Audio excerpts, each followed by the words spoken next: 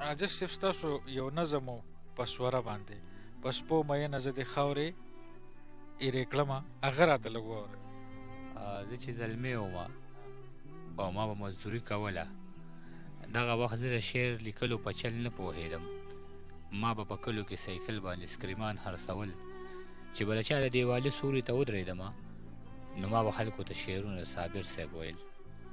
په دغه وجه به زما خلکو ډېر خیال ساتلو، چا به اوبه راوړې او چا به راله چای راوړله.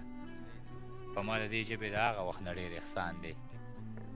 یو ورځ یو کلي ته خولې خولې ورننوتم. دومره خولې وم چې جامو کې مې وچ تار نه و چې ودرېدو له مې د سره سورې پیدا نه کړلو. د خوددارۍ د دروازې قبضې مې ماتې کړلې نو د خانانو په حجره باندې ورننوتم. د یوې ګورې ونې سیوري لاندې ودرېدمه. یو دروند سړي د برنډې نه دا آواز راکړه: راځه زلمیه کټ ته کښېنه لږه ساه سمه کړه.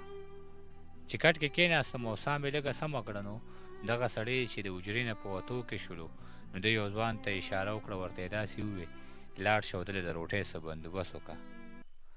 هغه روټۍ راوړه او په کټ کې راسره کښېناسته. دغه زلمی زما نه عمر کې بس لږ کشر و. هغه روټۍ دومره پستې وې لکه نرم مالوچ، داسې خوشبو د دې روټۍ نه راحته لکه چې چېرته زما د وړې خور وي په لاسونو پخه. د یوې پېغلې جینۍ ویر پکې ښکاره ځلېده، ځکه د پاسه پې لامده لامده باڼه پراته وو. دا په اور نه وه، دا د چا په اسویلو پخه وه. زه یې حیران کړم او ما ترېنه تپوس وکړ: ستاسو په کور کې دا روټۍ څوک په مشین پخوي؟ هغه وی: نه، زموږ په کور کې ورندار ده زما. په سره ګرمۍ کې چې په اور څومره کارونه کېږي نو دا به ټول زما د دغې ورندار په لاس وي. او بیا چې ژمي شي، یخني راشي او پومه راشي، بیا چې په کور کې د اوبو څومره کارونه کېږي هغه به هم زما د دغې ورندار په لاس وي.